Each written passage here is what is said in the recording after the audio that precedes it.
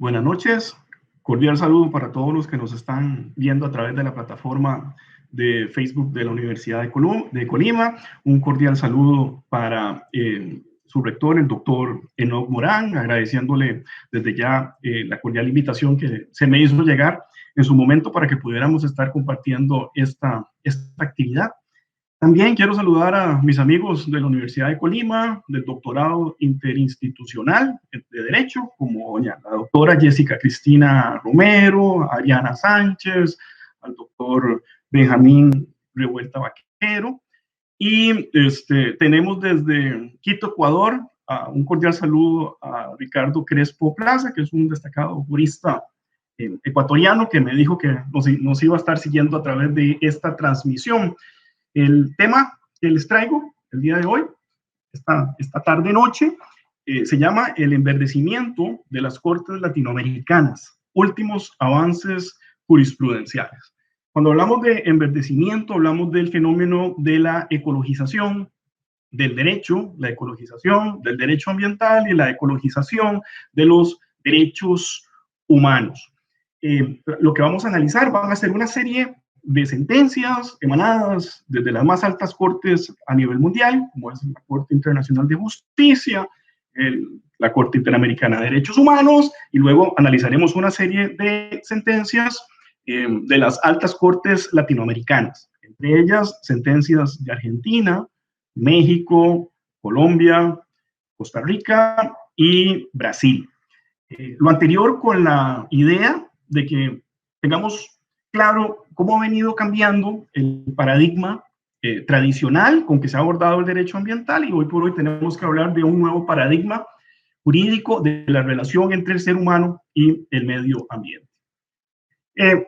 Para arrancar, desde ya vamos a hablar del fenómeno que en doctrina se denomina la fertilización cruzada entre las distintas cortes. Esta fertilización cruzada implica que sentencias de la Corte Internacional de Justicia o de la Corte Penal Internacional son utilizadas por otras cortes, como lo son el Tribunal Europeo de Derechos Humanos o la Corte Interamericana de Derechos Humanos, para fundamentar sus sentencias. Y a la vez, estas sentencias de la Corte Internacional de Justicia, o de la Corte Penal Internacional, del Tribunal Europeo de Derechos Humanos o de la Corte Interamericana son utilizadas muchas veces incluso de manera vinculante por nuestras altas cortes a nivel nacional de cada uno de nuestros países. De esta manera es común entonces que tengamos sentencias de la Sala Constitucional de Costa Rica citando algún precedente de la Corte Internacional de Justicia, o una sentencia de la Suprema Corte de Justicia o la Corte Constitucional de Colombia, por ejemplo, citando jurisprudencia del Tribunal Europeo o de la Corte Interamericana de Derechos Humanos. Aquí lo importante es que en este proceso de fertilización cruzada, los fallos y los distintos precedentes vayan permeando la jurisprudencia de cada uno de nuestros países hasta llegar a los niveles incluso más bajos de decisión en nuestras cortes de primera instancia. Como les decía, a este fenómeno se le conoce como fertilización entre las distintas cortes. Y vamos a arrancar con un primer precedente de los últimos años. Las sentencias que vamos a analizar, o los fallos que van a ser objeto del presente análisis, son todos aquellos de los últimos años, o sea, son bastante recientes. Inicio con el fallo de la Corte Internacional de Justicia. Al caso se le conoce como ciertas actividades llevadas a cabo por Nicaragua en el área fronteriza con Costa Rica. Es un caso de Costa Rica contra Nicaragua, y su primera sentencia fue del 15 de diciembre del 2015. En esta sentencia, la Corte Internacional de Justicia, por primera vez, condena a un Estado por daños ambientales a otro Estado a nivel transfronterizo. En esta sentencia, en su apartado número 142, la Corte Internacional de Justicia dijo que Costa Rica tiene derecho a recibir una indemnización por el daño material causado por los incumplimientos de obligaciones internacionales en materia ambiental por parte de Nicaragua. La Corte Internacional de Justicia dijo que solo puede evaluar entonces el daño material relevante y el monto de la indemnización en procedimientos separados. Eso significa que la Corte le dio a los dos países objeto de la controversia, o sea, a Costa Rica y a Nicaragua, les dio un plazo de 12 meses para que se pusieran de acuerdo en cuanto a determinar una suma líquida y exigible, o sea, un quantum respecto a los daños ambientales, materiales y la indemnización de la condena de que la Corte Internacional de Justicia le impuso a Nicaragua.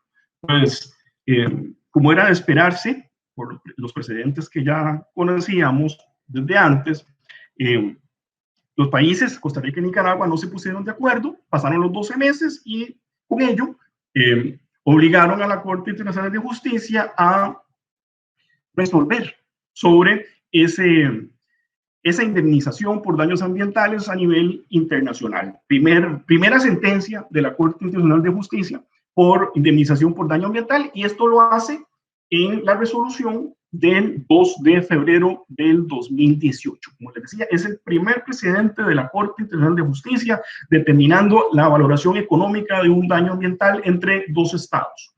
Recordemos que esta sentencia, si bien es vinculante para las partes, en este caso Costa Rica y Nicaragua, representa una fuente de derecho para el resto de países que reconocen la reconocen la jurisdicción, de la Corte Internacional de Justicia.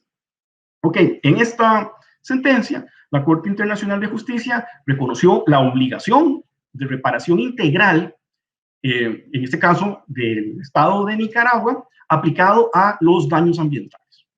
La Corte nos dice que existe que debe darse una compensación por el daño ambiental y que esta compensación por daño ambiental puede incluir indemnizaciones por el deterioro o pérdida de bienes y servicios ambientales y pago por la restauración del entorno o del ambiente dañado. La Corte fue enfática en señalar que el único daño ambiental que es compensable en esta jurisdicción es el que califica como daño ambiental material y daño ambiental relevante, dos conceptos jurídicos indeterminados, por cierto. La Corte Internacional de Justicia afirmó que no existe una metodología específica de valoración económica del daño ambiental en el derecho internacional ambiental. Por ello, dice la Corte, es necesario tener en cuenta las circunstancias y las características específicas de cada caso para establecer esa metodología de valoración económica. En este caso en especial, Costa Rica presentó un tipo de metodología en su memoria ante la Corte Internacional de Justicia. Nicaragua presentó otra metodología. Por supuesto, los montos diferían muchísimo entre uno y otro. Estamos hablando que diferían en millones de dólares las dos valoraciones económicas. La Corte Internacional de Justicia hace una especie de mezcla entre ambas metodologías. Sin embargo, y esto lo que más se le critica a esta sentencia es que fue bastante opaca en cuanto a los lineamientos o criterios que utilizó para este caso específico, lo que hace difícil entonces que esta metodología que aplicó para este caso en específico pueda ser trasplantada en otros casos posteriores o incluso en casos que sucedan fuera de su jurisdicción, a nivel de los países, a nivel interno. Otro aspecto importante a valorar de esta sentencia es que la carga de la prueba por el quantum o indemnización o la valoración económica del daño ambiental, la Corte estableció que le corresponde al Estado que la está proponiendo o el Estado que la está reclamando. De la Corte Internacional de Justicia brincamos al Sistema Interamericano de Derechos Humanos, específicamente a la opinión consultiva 23-17 de la Corte Interamericana. Se trata de una opinión que le solicita en esa competencia consultiva que tiene la Corte Interamericana de Derechos Humanos. Colombia le solicita al sistema interamericano, en este caso a la Corte, que se pronuncie respecto a los posibles impactos sobre los derechos humanos que puedan tener y la infraestructura que se construya a nivel marítimo costero en la región del Gran Caribe. Bueno, la Corte Interamericana no se circunscribió a lo que le solicitó Colombia y, a contrario censo, fue sumamente amplia al desarrollar las obligaciones ambientales relativas al sistema interamericano, específicamente en relación a la Convención Americana. O sea, de lo que le pidió Colombia a lo que resolvió en esta opinión consultiva, que les decía, es parte de su competencia consultiva de la Corte Interamericana, hay un grandísimo trecho. Bueno, pues resulta que esa opinión consultiva se convirtió, desde que fue redactada en noviembre de 2017, si no me equivoco, fue notificada en febrero, a inicios de febrero del 2018. Esta opinión representa un hito a nivel regional e incluso a nivel global. ¿Por qué? Porque ni siquiera el Tribunal Europeo de Derechos Humanos ha desarrollado, de la manera en que lo hizo la Corte Interamericana, los aspectos más relevantes del derecho al ambiente y de los derechos humanos ambientales. En esta opinión consultiva podemos observar que la Corte es clara en señalar las sinergias que existen entre el medio ambiente, el cambio climático, el desarrollo sostenible y los derechos humanos. Como un aspecto bastante importante de señalar, a través de la opinión consultiva 23, la Corte Interamericana incorporó dentro del corpus iure interamericano al derecho internacional ambiental. Y esto no es poca cosa. O sea, a partir de la opinión consultiva 2317 de la Corte Interamericana, dentro del corpus iure interamericano se encuentra ya incluido tanto el soft law como el hard law del derecho internacional ambiental. La Corte llega a la conclusión de que el derecho al ambiente se encuentra contenido vía interpretación extensiva del artículo 26 de la Convención Americana.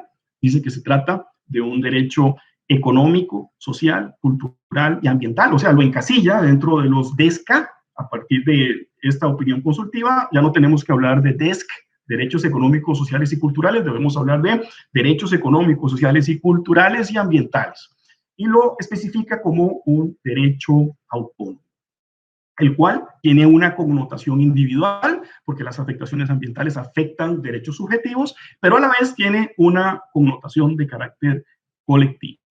Y aquí la Corte hace hincapié de que el tema ambiental en su dimensión colectiva es un interés universal. La Corte, en su opinión consultiva, nos dice que además de tratarse de un derecho autónomo, dentro de ese artículo 26 o dentro de ese gran paraguas que representa el derecho al ambiente, interpretado del artículo 26, el medio ambiente se tutela ya no solo por la utilidad que el ambiente o los elementos del ambiente suponen sobre el ser humano, o los efectos que la degradación puede causar sobre otros derechos humanos. O sea, esto bajo una lupa meramente antropocentrista. Nos dice la Corte, y va yendo mucho más allá de lo que esperábamos, que el derecho al ambiente del artículo 26 de la Convención Americana también tutela el ambiente por su valor intrínseco, o sea, por la importancia que tiene el ambiente para los demás organismos vivos con quienes el ser humano comparte el planeta. Estos seres vivos son merecedores también de protección por sí mismos, por su valor intrínseco a través del artículo 26. De esta manera, la Corte Interamericana nos viene a romper un paradigma que era de que el derecho o los derechos humanos son únicamente concebidos para los seres humanos. Pues este derecho humano que nos desarrolla la Corte Interamericana a raíz del artículo 26, o sea, el derecho al ambiente, es un derecho humano sui generis. Ese sería el primer derecho humano que tiene como destinatario de protección tanto lo humano como lo no humano. Esto bajo un enfoque ecocéntrico. Y vamos a ver que esta visión empieza a permear ya, luego de que la Corte Interamericana la desarrolla, empieza a permear bajo el proceso de fertilización de las cortes, algunas de las cortes de Latinoamérica, incluyendo la Corte Suprema de México. En su opinión consultiva, la Corte Interamericana nos hace una clasificación de los derechos ambientales y nos dice, hablamos de derechos ambientales en plural, y esto los debemos clasificar en derechos ambientales sustantivos y en derechos ambientales procedimentales o de acceso. Dentro de los derechos ambientales sustantivos vamos a encontrar todos aquellos otros derechos humanos, además del derecho al ambiente, de los cuales se ven influenciados o requieren necesariamente que el derecho de un ambiente sano y equilibrado para su plena efectividad. Aquí estamos hablando que dentro de ese elenco, entonces, de derechos humanos ambientales sustantivos, vamos a encontrar el derecho a la vida, el derecho a la salud, el derecho al agua potable, el derecho al saneamiento, el derecho a la vivienda, el derecho a la alimentación, el derecho a la propiedad privada, entre muchos otros. Y dentro de la clasificación que nos hace la opinión consultiva de los derechos humanos ambientales procedimentales, vamos a encontrar los tres grandes derechos de acceso, que serían el derecho al acceso a la información pública en materia ambiental, el derecho a la participación pública en la toma de decisiones ambientales y el derecho al acceso a la justicia ambiental o a la justicia ecológica. Tres derechos que fueron ampliamente desarrollados tanto en la opinión consultiva 23 y que los tenemos ahora en un instrumento de derecho internacional vinculante como lo es el Acuerdo de Escazú, del cual hablaremos un poco ahora más adelante. La Corte Interamericana también nos dice que las normas ambientales y los fines ambientales tienen que tomar en cuenta siempre los grupos más vulnerables. Y por grupos vulnerables, eso significa que las normas ambientales tenemos que aplicarlas de manera diferenciada bajo circunstancias diferenciadas. En este caso, tratándose de grupos vulnerables como mujeres, niños, ancianos, personas de afrodescendientes, minorías étnicas, poblaciones indígenas, personas que viven en zonas costeras, personas que su alimentación depende necesariamente de los recursos naturales, personas que viven en pequeñas islas susceptibles a cambio climático. Bueno, todas estas poblaciones, a estas poblaciones debemos aplicarlas. El derecho a un ambiente sano se le aplica de manera diferenciada. ¿Por qué? Porque precisamente para dar ese enfoque de derechos humanos. Y las obligaciones más clásicas del derecho internacional ambiental, como las obligaciones de prevención, precaución, cooperación, incluyendo las obligaciones procedimentales de acceso a la información, participación pública y acceso a la justicia, fueron también ampliamente desarrolladas en esta opinión consultiva. Opinión consultiva que ya 2 años después, estamos hablando que en febrero del 2020, por primera vez, esta misma Corte Interamericana, ya no en su función consultiva, sino en su función jurisdiccional, aplicó de manera directa como derechos justiciables y autónomos, derivados del artículo 26 de la Convención Americana de Derechos Humanos, aplicó o condenó al Estado de Argentina por haber violado los derechos a un medio ambiente sano, a la alimentación adecuada, al agua y a la identidad cultural. Esto es un tema de suma importancia. Entonces ya no tenemos que hablar de la opinión consultiva, donde era una expectativa que iba a ser la Corte si tenía que aplicar el derecho al ambiente en un caso específico. En el caso comunidades indígenas Laca-Honjat versus Argentina, del 6 de febrero del 2020, recientemente notificado este caso, la Corte Interamericana reitera los estándares interamericanos sobre derechos que ya venía desarrollando los casos Saramaca y Sarayaco, relacionados con derechos territoriales de los pueblos indígenas, y establece la obligación, por supuesto, de entregar títulos de propiedad únicos e indivisibles a las distintas comunidades indígenas, pero además, por primera vez, tiene por violentado de manera directa y como derecho autónomo y justiciable dentro del sistema interamericano estos 4 derechos humanos ambientales sustantivos: el derecho al ambiente, el derecho a la alimentación adecuada, el derecho al agua, en relación a la identidad cultural de los pueblos indígenas. Otro aspecto a destacar de esta recientísima sentencia de la Corte Interamericana, y nuevamente todo un hito en materia de derecho ambiental y derechos humanos, ¿verdad? Hoy más que nunca el derecho ambiental va de la mano del derecho internacional de los derechos humanos. Este fallo establece reglas claras de actuación estatal, particularmente en relación al principio preventivo en materia de daños ambientales frente a actos de particulares. Estas comunidades indígenas sufrieron un menoscabo en sus territorios de carácter ambiental. Entonces, por primera vez, la Corte Interamericana determina la existencia de daños ambientales, desarrolla el principio de prevención de los daños ambientales y fija lineamientos para su restitución, compensación por la vulneración de los derechos de los pueblos indígenas en un contexto de afectación a sus recursos naturales. O sea, es la primera vez que la Corte Interamericana probablemente establece lineamientos para la recomposición o restauración ambiental a raíz de la justiciabilidad directa del derecho al ambiente, ya ahora como un derecho autónomo y justiciable.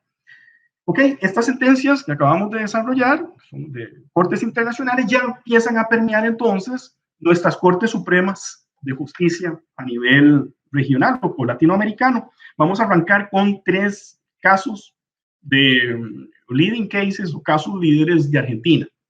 El primero de ellos es de la Corte Suprema de Justicia, se le conoce como la sentencia del río Atuel, y se trata de una controversia entre dos provincias. Recordemos que Argentina es un estado federal, hay una controversia entre la provincia de La Pampa y la provincia de Mendoza sobre el uso de aguas de un río que es interprovincial, o sea, la cuenca está en las dos provincias. A partir de esta sentencia, que es del 1 de diciembre del 2017, la Corte Suprema de Justicia de Argentina, en la cual la integra el doctor Ricardo Luis Lorenzetti, que es uno de los más destacados juristas ambientales de nuestra región, esta sentencia por primera vez rompe con el modelo antropocéntrico imperante en la gestión del recurso hídrico. Y nos introduce lo que Lorenzetti plasmó en esta sentencia, que es un nuevo paradigma jurídico de carácter ecocéntrico o sistémico.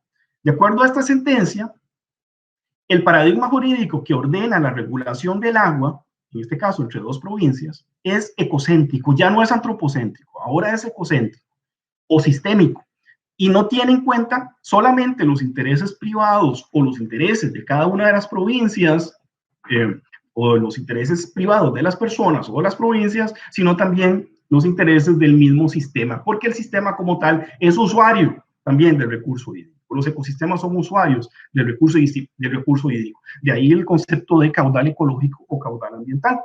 Entonces, de acuerdo a esta sentencia de diciembre del 2017, el ambiente no es dentro de la Constitución Nacional Argentina, un objeto destinado exclusivo al ser humano, que pueda ser apropiable y que el ser humano lo pueda utilizar o gestionar como su propietario.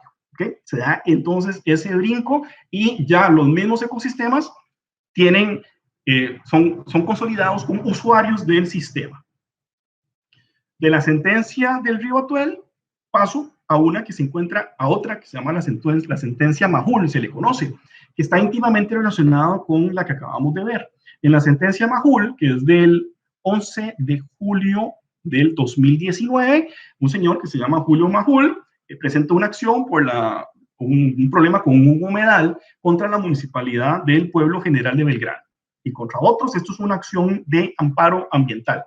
En esta sentencia, que es posterior, lógicamente, a la del río Atuel, la Corte Suprema ratifica lo que ya nos dijo en la sentencia Atuel. O sea, que el paradigma jurídico que regula, en este caso, ya no un río, sino un humedal, es de carácter ecocéntrico o sistémico.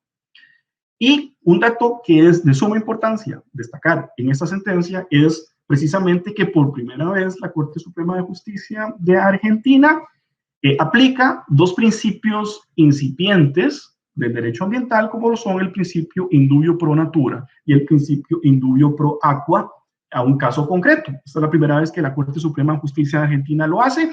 El principio indubio pro natura lo extrae la Corte Suprema de Justicia de una declaración de principios que se llama la declaración de la UICN, de la Unión Internacional de Conservación de la Naturaleza, sobre el Estado de Derecho en materia ambiental, que es una declaración del año 2016 que se suscribió en Río de Janeiro, y es una declaración de soft law a todas luces. Y el principio indubio pro aqua, que también utilizó en este caso específico la Corte Suprema de Justicia de Argentina, lo extrae del 8º Foro Mundial del Agua, de la Declaración de Jueces y Fiscales sobre Justicia Hídrica de 2018. Este fue un foro de Naciones Unidas y de la Unión Internacional para la Conservación de la Naturaleza. Sí, para que tengamos claro ambos principios, porque son relativamente incipientes en materia ambiental. Uno de ellos, el principio indubio pro natura, como lo vamos a ver ya fue utilizado o al menos plasmado por la Corte Suprema de México en el famoso voto de Laguna del Carpintero, que ya vamos a revisar más adelante. Bueno, por aquí lo importante es hacer la diferenciación o caracterización más bien entre los principios indubio pro natura e indubio pro aqua. De acuerdo a la declaración de UICN sobre Estado de Derecho en materia ambiental, refiriéndose al principio indubio pro natura, nos dice que en caso de duda, todos los procesos en tribunales, órganos administrativos y otros tomadores de decisión deberán ser resueltos de manera tal que favorezcan la protección y la conservación del medio ambiente, dando preferencia a las alternativas menos perjudiciales. mientras que el principio indubio pro aqua, que fue utilizado por la Corte Suprema de Justicia de Argentina en el caso Majul, que estamos en este momento desarrollando, nos dice que en congruencia con el principio indubio pro natura, o sea, el indubio pro natura se encuentra íntimamente relacionado con el indubio pro aqua, más bien el indubio pro aqua es una derivación o una especificidad del principio indubio pro natura. Nos dice la declaración de jueces y la sentencia que estamos nosotros aquí desarrollando, que en virtud de este principio, las controversias ambientales y las controversias hídricas ante las cortes deben resolverse y las leyes aplicables interpretarse de la manera en la cual sea más probable proteger y conservar los recursos hídricos y los ecosistemas relacionados. Aquí vale la pena hacer una diferenciación entonces entre estos dos principios, el indubio pro natura, el indubio pro aqua, en relación con el principio precautorio, que ya es un principio más clásico del derecho ambiental. El principio precautorio va a ser aplicado en caso de incerteza científica, mientras que los principios indubio pro natura y los principios indubio pro aqua van a ser utilizados en caso de incerteza jurídica y nos van a servir como un parámetro o una regla de interpretación y de aplicación de la norma más favorable o la interpretación más favorable o la aplicación de la norma más favorable, en este caso, en favor del ambiente. Entonces, la duda jurídica favorece al ambiente, principios indubio pro natura, la duda jurídica favorece a los ecosistemas hídricos, principio indubio pro aqua, y la duda o la falta de certeza científica no es una excusa para la toma de decisiones en materia ambiental. Ese sería el principio precautorio. El tercero de los fallos de Argentina que vamos a desarrollar es todavía más reciente, es del 4 de junio del 2019. Se trata de una acción declarativa de inconstitucionalidad que presentó una empresa de hidrocarburos o minera, perdón, una empresa minera como lo es Barrick Exploraciones de Argentina S.A. y la presenta contra el Estado Nacional, y su idea es que se declare la inconstitucionalidad de la Ley de Preservación de Glaciares, que como su nombre lo dice, es una norma de protección de este tipo de ecosistemas que es de suma importancia para la conservación y el uso del agua para las comunidades en el presente y en el futuro. Bueno, la Corte Suprema de Justicia rechaza la demanda de inconstitucionalidad presentada por Barrick Exploraciones y nos hace un interesante abordaje de cómo se deben resolver este tipo de casos en acciones de inconstitucionalidad, tomando en cuenta la fragilidad y la importancia y los servicios ecosistémicos que brindan los ecosistemas de glaciar. Entonces, les voy a leer aquí un pequeño párrafo donde se recaba, digamos, la parte más importante de esta aplicación a favor del ambiente, como lo hace la Corte Suprema de Argentina.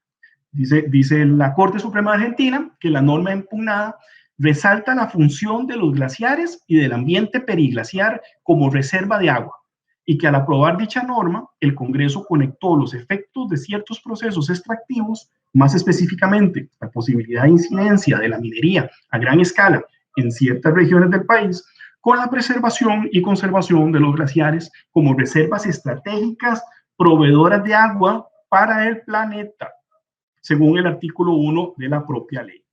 Otro aspecto aquí importante a destacar es que en este fallo la Corte Suprema de Justicia dice que la lectura, la interpretación que hace para resolver se inscribe dentro del consenso internacional que aprobó el Acuerdo de París sobre Cambio Climático en el 2015. Veamos entonces que es cada vez más común que las Cortes Supremas o las Cortes Superiores de nuestros países en Latinoamérica utilicen la convencionalidad para fundamentar sus sentencias. De Argentina paso a México. Y aquí esta es una muy grata noticia. México no se ha caracterizado o no se caracterizaba hasta esta sentencia del 14 de noviembre del 2018, que se llama Laguna, o se le conoce como Laguna del Carpintero, las sentencias de la Sala Primera. Les decía que la Corte Suprema de Justicia, la Suprema Corte Mexicana, no se caracterizaba antes de esta sentencia por ser una corte verde, ¿verdad? Tal vez este es el primer gran precedente en materia ambiental y fue una gratísima sorpresa porque realmente es un muy buen fallo, muy buen voto, y tiene temas muy importantes que debemos analizar y sobre todo para aplicar en otros casos a futuro. La Suprema Corte cita la opinión consultiva 2317 de la Corte Interamericana de Derechos Humanos. Es la segunda corte latinoamericana en aplicar la opinión consultiva 23. Un mes antes lo había hecho la Sala Constitucional de la Corte Suprema de Justicia de Costa Rica. En esta ocasión, siguiendo a la Corte Interamericana, la primera sala de la Corte Suprema de Justicia de Argentina reconoció la doble dimensión del derecho humano a un ambiente sano. Una dimensión de carácter objetiva o ecocéntrica, donde se protege el medio ambiente como un bien jurídico que atiende tanto a la defensa y restauración de la naturaleza y sus recursos, independientemente de los efectos sobre el ser humano. De esta manera, la Corte Suprema de Justicia de México se inscribe en esta corriente donde se le da tutela, el ambiente es destinatario de protección por parte del derecho a un ambiente sano y ecológicamente equilibrado por su valor intrínseco, independientemente de aquellos favores o relación que tenga o beneficios que le generen al ser humano. Que esa es la dimensión subjetiva o antropocéntrica, que también hace mención la Corte Suprema de Justicia de México. Este fallo señaló el carácter de derecho autónomo del derecho al ambiente y su connotación tanto colectiva como individual. Vean que todo esto es en la misma línea de la opinión consultiva 23 que ahora desarrollamos. Haciendo lo mismo que hizo la Corte Suprema de Justicia de Argentina, utiliza o aplica por primera vez en México, en este fallo del 2018, el principio indubio pro natura, y además también por primera vez aplica para un caso específico y reconoce el principio de no regresión en materia ambiental. Un aspecto que debe ser de suma importancia es un tema de derecho procesal y de derecho procesal constitucional o procesal ambiental. Digamos que en este caso, la Corte Suprema Mexicana, para poder resolver el asunto, flexibilizó las reglas del juicio de amparo. Ese juicio de amparo, que es bastante sui generis, ¿verdad? Es único en toda Latinoamérica, tal y como funciona el amparo en México, y tuvo que flexibilizar entonces a la luz, o enverdecer, o ecologizó algunos institutos procesales clásicos del amparo, como lo son la legitimación por interés legítimo. En este caso, la Corte tuvo que ampliar la legitimación activa, el tema de la relatividad de las sentencias, en este caso también tuvo que ampliar los efectos de la sentencia hacia terceros de un amparo, y todavía más interesante, aplicó el principio o la regla de la inversión de la carga de la prueba. Algo que no lo tenía el juicio de amparo, y para justificarlo, y esto es la parte más interesante, la Corte Suprema de Justicia de México acude al Acuerdo de Escazú.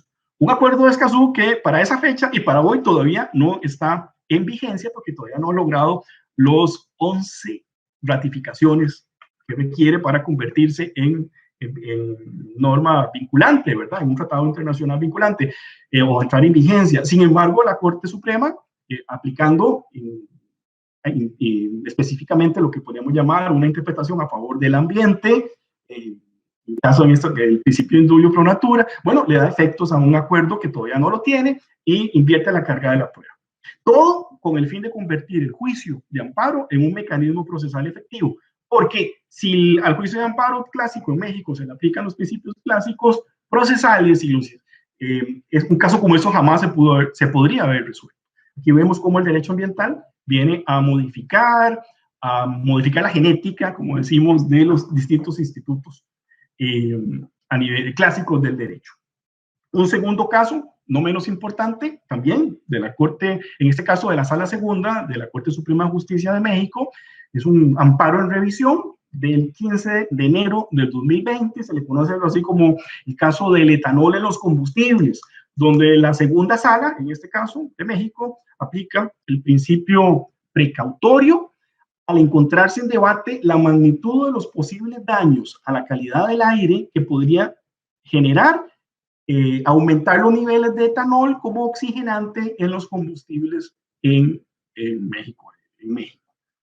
En este caso, y tal vez lo más relevante es, bueno, aplicó el principio precautorio porque dentro del expediente, yo lo revisé, me gustó mucho esta sentencia, existen una serie de criterios científicos que chocan en cuanto a los posibles efectos sobre la salud y sobre el ambiente y sobre la atmósfera que pueda tener aumentar el nivel de etanol en los combustibles.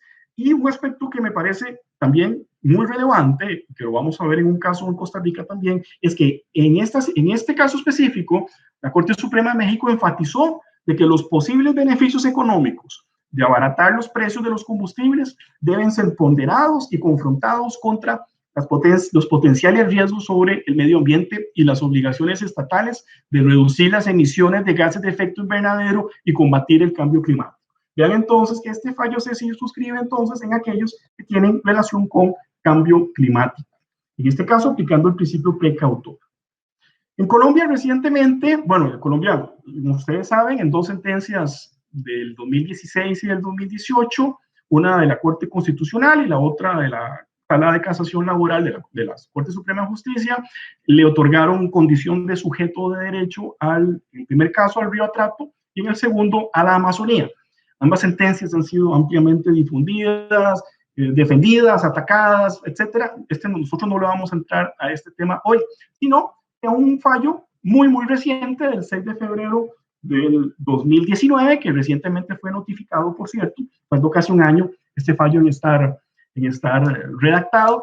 Este es el fallo, lo vamos a ver, lo emite la Corte Constitucional, 6 de febrero del 2019, y a través del cual declaró inconstitucional la práctica de la caza deportiva en Colombia.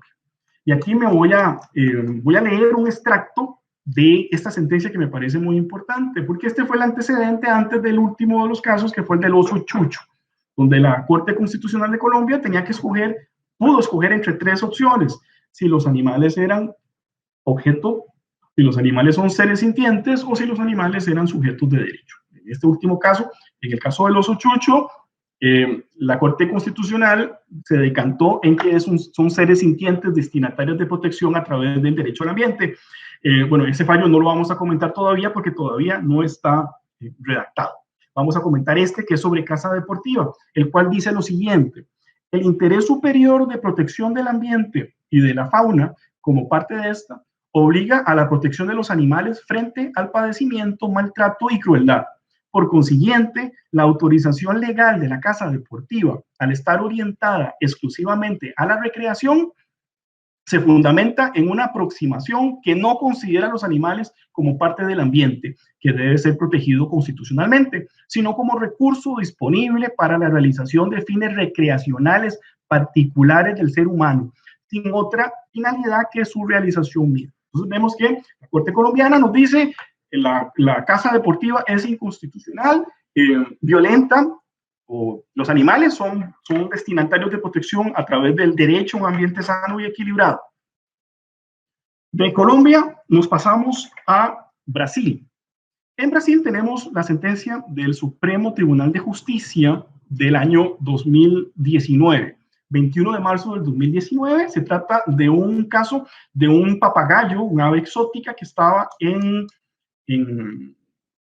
estaba en cautiverio por parte de una persona en una residencia, ¿verdad? Era fauna silvestre en cautiverio por más de 23 años. En este caso, la Suprema Corte de Justicia ordenó una serie de medidas de cumplimiento periódico para garantizar su bienestar, el bienestar de este papagayo, que no se podía liberar, lógicamente, después de 23 años de vivir en cautiverio, ya había perdido todos sus instintos. La Corte ordenó una visita semestral de un veterinario especializado en animales salvajes, quien además debe enseñar a su guardián el cuidado necesario y apropiado para el ave, y también este fallo ordenó la inspección anual de verificación de las condiciones del recinto y del animal.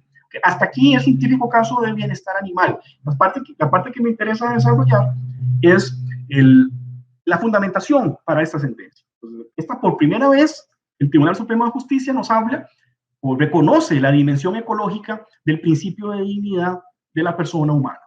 Y esta dimensión ecológica del principio de dignidad de la persona humana la deriva el Superior Tribunal de Justicia de Brasil del Derecho Internacional de los Derechos Humanos y específicamente de la Opinión Consultiva 23. Aquí vemos cómo la opinión consultiva permea o fertiliza otras cortes, y del derecho constitucional a vivir en un ambiente sano, que está tutelado en el artículo 225 de la Constitución Federal brasileña.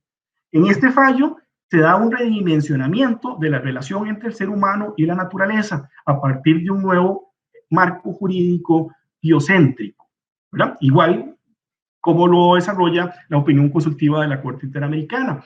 Reconoce la dignidad y el valor intrínseco del animal, en este caso de ese papagayo, un animal no humano, y la naturaleza, incluido en el caso de los animales no humanos, como miembros de una misma comunidad moral compartida con otros seres humanos. El fallo reconoce la incongruencia que existe actualmente entre el Código Civil del 2002 de Brasil, que reconoce a los animales como cosas, y la Constitución Política brasileña, que los reconoce como destinatarios de protección. Y un tema no menor es que en toda la redacción del fallo utiliza, refiriéndose a la persona que tenía, la persona que tenía en cautiverio a este papagayo, lo denomina como guardián y no como su propietario. De esta manera realza el valor que tiene el papagayo y evita darle una connotación de propiedad o de posesión de un humano sobre la fauna silvestre. Costa Rica tampoco se queda atrás en los fallos, estos fallos enverdecidos o ecologizados. Tenemos una acción de inconstitucionalidad que fue resuelta ya les digo, esto fue en septiembre de 2019. Se trató de un conflicto entre dos derechos humanos ambientales. Esto es algo bastante extraño, por decirlo así. Siempre los conflictos son entre la parte social y la parte ambiental, o la parte económica y la parte ambiental. En este caso se trató de un conflicto, por decirlo así, entre el derecho a un medio ambiente.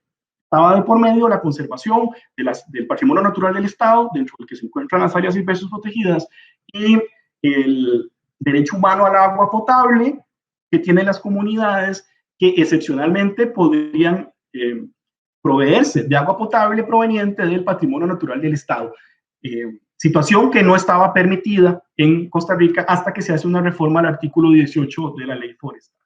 Entonces, ese es un caso bastante interesante porque la Sala Constitucional costarricense logra aplicar de manera sinérgica y conjunta ambos derechos humanos para un caso en específico.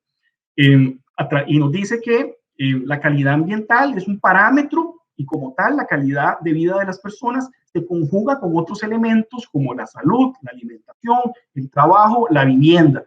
¿Qué nos quiere decir con esto? Bueno, básicamente que los derechos humanos tenemos que trabajarlos de maneras conjuntas. Y máxime que cuando se trata de derechos humanos ambientales, un derecho humano como el derecho al ambiente no debería anular el derecho al acceso al agua potable, ni tampoco al revés. ¿Okay? Es un tema importante. Y también de suma importancia en este mismo voto es el hecho de que la Sala Constitucional costarricense reconoce en un voto vinculante que el derecho al ambiente no puede ceder ante consideraciones de índole económica. Básicamente nos dice casi lo que nos dijo la Corte Mexicana en el caso del etanol en la gasolina.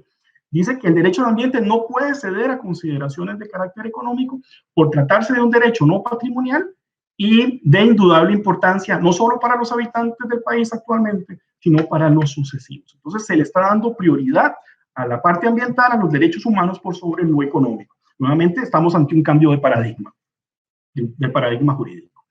El último de los casos que vamos a analizar es un recurso de amparo que se le conoce como el amparo de las abejas, también es de Costa Rica, del 6 de diciembre de 2019. En este caso, la Sala Constitucional costarricense, aplicando el principio precautorio, prohíbe la utilización de plaguicidas y productos químicos industriales que contengan un químico que se llama neocotinoides. Esos neocotinoides provocan, existe todo un conflicto científico en este momento en cuanto a los efectos que pueda tener sobre los derechos humanos a la vida, al medio ambiente, a la seguridad alimentaria, a la biodiversidad y especialmente a las poblaciones de abejas melíferas. Abejas melíferas que a todas luces son las polinizadoras universales. Entonces, a través de este fallo, que además se fundamentó en la Declaración del Río de 1992 y el Convenio de Rotterdam sobre la aplicación de ciertos procedimientos, ciertos químicos, para hacerlo más rápido, porque el nombre de la convención es bastante complicado, aplicó de manera conjunta, equilibrada, el derecho al ambiente en relación a otros derechos humanos, aplicando el principio precautorio. Entonces, tuteló a la vez el medio ambiente, la seguridad alimentaria, la biodiversidad, prohibiendo el uso de plaguicidas que puedan tener efectos sobre abejas. Abejas que, por lo tanto, son merecedoras de protección de manera directa a través o destinatarias de protección a raíz del derecho a un ambiente sano y ecológicamente equilibrado, que en el caso costarricense está contenido en el artículo 50 constitucional. Conclusiones. Los fallos que acabamos de desarrollar representan las últimas tendencias de la justicia ecológica latinoamericana, bueno, mundial y latinoamericana. Analizamos casos de la Corte Internacional de Justicia, de la Corte Interamericana y de las Cortes Supremas de Argentina, México, Brasil, Colombia y de Costa Rica. En todas, el denominador común es un cambio en el paradigma jurídico que regula o rige la relación entre los seres humanos y la naturaleza. El cambio de paradigma se da entre el típico antropocentrismo al que estábamos acostumbrados a un ecocentrismo. Estos fallos también tienen como denominador común haber utilizado el derecho internacional de los derechos humanos y el derecho internacional ambiental a la hora de fundamentar las distintas sentencias. En muchas de estas sentencias vimos la aplicación del enfoque basado en derechos y de ecologización de los derechos humanos, esto es, la aplicación conjunta del derecho al ambiente, del derecho a la alimentación, del derecho al agua potable, derecho bueno, pues que vimos ahora en el caso de Costa Rica y algunos de Argentina. Otra de las conclusiones sería que en todos los casos vimos una correcta utilización de los principios clásicos del derecho y de los principios emergentes, como el indubio pro natura, el indubio pro aqua, el principio de no regresión. Y otro aspecto que no podemos dejar pasar y que también es de increíble o muy importante relevancia es la flexibilización a que tienen que llegar las distintas cortes a la hora de interpretar y aplicar los institutos procesales clásicos de los distintos procedimientos o procesos para adaptarlos a las necesidades y las vicisitudes propias de la materia ambiental. Y el mejor ejemplo que vimos fue precisamente la adaptación del proceso o del recurso de amparo que hizo la Corte Suprema de Justicia de México para poder adaptarlo a las circunstancias del caso de la laguna del Carpintero. Bueno, entonces, como conclusión final, podemos decir que a través de estas sentencias, las altas cortes de los países que analizamos se fertilizaron o permearon el derecho internacional, el derecho internacional de los derechos humanos, el derecho internacional ambiental, dieron un paso adelante, tomando como fundamentación en muchos casos la opinión consultiva 2317 de la Corte Interamericana, y esto representa un paso importantísimo hacia el fortalecimiento y la consolidación del Estado de Derecho ambiental en la región latinoamericana. Y con esto concluyo la presentación y vamos a revisar, creo que estamos a tiempo, algunos de los comentarios o observaciones que tengo que me pusieron aquí en el chat.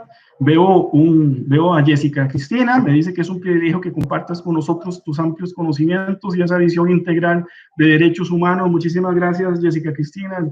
Es un honor poder estar y compartir con ustedes en esta conferencia. Bárbara me dice que es un saludo desde la Universidad de Colima. Eduardo Dávila, gracias por todos los datos. Ojalá pronto lo veamos de nuevo en la facultad. Sí, claro, yo estuve el año pasado por allá. Incluso hice una visita a la cervecería local, ¿verdad? Probé todas las distintas cervezas con el doctor Benjamín Revuelta. Muy buena cerveza, por cierto, la de Colima. Tengo otros comentarios, como Aurora me dice, buenas tardes. Bueno, me saluda. Saludos, Aurora. Derecho en el corazón, dice, siempre muy interesante tu explicación. Muchas gracias. Vamos a ver si me encuentro dentro de alguna consulta, ¿verdad? Quedo abierto a comentarios, observaciones, consultas que tengan. Si se les ocurre alguna posterior, me contactan. Mi correo electrónico es mariopenachacon@gmail.com. Ahí me pueden hacer las consultas y les podría compartir materiales. Ricardo Crespo, desde Quito, Ecuador, me manda saludos, por supuesto. Muchos saludos, Ricardo, connotadísimo jurista ecuatoriano. Bueno, revisando aquí lo que veo son muchos saludos, pero no veo preguntas. Como les dije, si tienen alguna duda de lo que desarrollamos, Con todo gusto, observaciones, aquí las leemos, todavía tenemos unos 10 minutos para poder desarrollar. Iván Tomasel, que es otro amigo argentino, nos saluda desde Mar del Plata. Saludos, Iván. Conocemos de tu trabajo en esta materia. Somos muchos aquí en Latinoamérica que estamos en la misma línea. Si no veo más preguntas u observaciones, lo que haría es dar por finalizada, agradecer, por supuesto, la oportunidad a la Universidad de Colima, al doctor Enoc Morán, por pura vida de Enoc. Él ya ha estado aquí por Costa Rica, tiene varias anécdotas interesantes que me compartió. ¿Qué más les puedo decir? Voy a dar entonces por terminado este foro. Les agradezco muchísimo y, como les dije, cualquier duda, observación o material que requieran de lo que acabamos de presentar, con todo gusto. De hecho, los invito a descargar o a acceder a un artículo académico que es en el cual basé este artículo, que se llama Enverdecimiento de las Cortes Latinoamericanas, últimos avances en materia jurisprudenciales. Lo pueden descargar desde la revista de Derecho del Posgrado en Derecho de la Universidad de Costa Rica. Ya empezaron a llegar las preguntas. ¿Qué dicha? Ricardo Crespo me dice: estimado Mario, ¿cómo ves la confluencia entre los enfoques que has señalado desde el derecho interamericano y los derechos de la naturaleza señalados en la Constitución ecuatoriana? Bueno, eso es un caso complejo de analizar. El caso de Ecuador es un supuesto sui generis. Ecuador tiene los derechos de la naturaleza a nivel constitucional. Los que no tenemos los derechos de la naturaleza a nivel constitucional, que somos casi que el resto de los países latinoamericanos, el enfoque de ecologización desarrollado por la Corte Interamericana, en su opinión consultiva 2317, es muy clara. O sea, el cambio del paradigma del antropocentrismo al ecocentrismo se está dando en la mayoría de las cortes latinoamericanas, como ya lo vimos. El impulso lo dio la opinión consultiva 2317. Ese derecho o ese megaderecho del artículo 26 de la Convención Americana del derecho a un ambiente sano, derivado vía interpretación por la Corte Interamericana, tutela tanto, como les decía, lo humano y lo no humano. O sea, cuando decíamos que los derechos humanos, el paradigma que siempre hemos tenido es: los derechos humanos son por, para y de los derechos humanos. Bueno, en este caso la Corte Interamericana lo rompe con ese paradigma y nos dice que en el caso del derecho al ambiente, la naturaleza se tutela también por su valor intrínseco. O sea, los elementos de la naturaleza también encuentran protección directa como destinataria de protección, valga la redundancia, por parte del derecho al ambiente. O sea, este derecho protege tanto al ser humano como a las demás especies con las cuales el ser humano comparte el planeta. Entonces, por decirlo así, esta interpretación derivada y ahora aplicada nos obliga a pensar la manera en que debemos aplicar el derecho al ambiente ahora desde una perspectiva estrictamente ecocéntrica. O sea, el derecho ambiental en algunos casos ya ha sido ecocéntrico, hoy por hoy ya podemos decir que se consolidó como bajo un enfoque de ecocentrismo. Eduardo Dávila me pregunta: ¿podemos hablar de bienes dentro del derecho ambiental? A mí no me gusta hablar de bienes, Eduardo, yo prefiero hablar de destinatarios de protección, porque el derecho al ambiente protege tanto, tiene como destinatario tanto al ser humano como a las demás especies, a los demás elementos de la naturaleza, a los ecosistemas. Entonces, no me gusta caer en esta dicotomía objeto-sujeto. ¿Okay? Tal vez ni siquiera en la práctica tampoco le veo utilidad. Yo prefiero hablar de destinatarios de protección. Y en este caso, en el caso del derecho al ambiente, las generaciones presentes son destinatarias de protección. Las generaciones futuras son destinatarias de protección. El ser humano es destinatario de protección, obviamente, y las demás especies con las cuales el ser humano comparte el planeta también son destinatarias de protección. Y aquí tenemos que verlo probablemente ya incluso sin jerarquías. ¿Por qué se habla entonces del derecho ambiental no es patrimonial? Me dice Eduardo Dávila. Bueno, creo que ya más o menos expliqué el caso. Yo prefiero no hacer esa dicotomía sujeto-objeto. Prefiero ver al derecho al ambiente como un gran derecho humano, que es un derecho autónomo que tiene relación con otros derechos humanos, los cuales se ecologiza, que les decía, serían el derecho a la vida, a la salud, al agua potable, al saneamiento, a la vivienda, a la propiedad. Todos estos derechos humanos requieren necesariamente de un ambiente sano y ecológicamente equilibrado.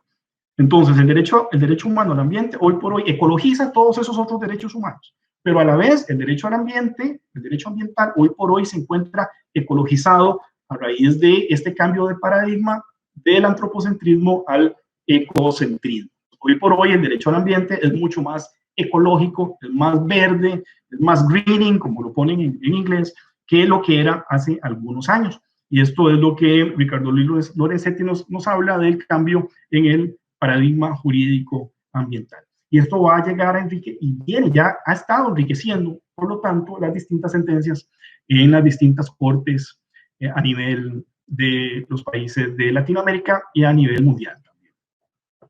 Veo que ya no hay más observaciones. Creo que voy a dar por terminado, o comentarios, voy a dar por terminado este conversatorio. Quedará grabado en la plataforma de YouTube de la Facultad de Derecho de la Universidad de Colima, y ellos nos avisarán en su sitio web probablemente cuando termine de quedar editado la grabación, para que todos puedan volverla a ver o compartirla con otros colegas que se encuentren interesados en esta materia.